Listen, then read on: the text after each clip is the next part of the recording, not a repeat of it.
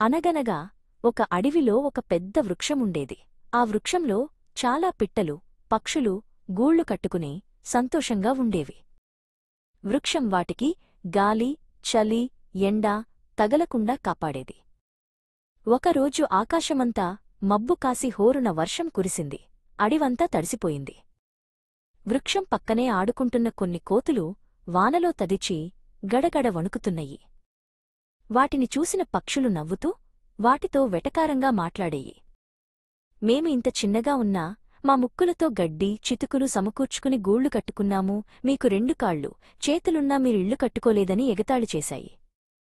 మూర్ఖులైన కోతులకు చాలా కోపమొచ్చింది.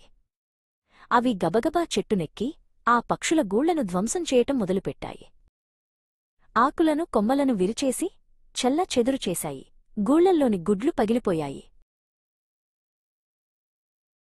అంతా నాశనం చేసి కోతులు వెళ్ళిపోయాయి. పక్షుల పిల్లలు భయంతో ఏడుపునందుకున్నాయి. రూపుమాపైపోయిన గూళ్ళు, చెట్టు, వాటితో పగిలిపోయిన వాటి గుడ్లను చూసి అయ్యో అనుకున్నయి పక్షులన్నీ. అనవసరంగా మనకు సంబంధంలేని విషయంలో తలదూర్చామని పశ్చాత్తాపపడ్డాయి.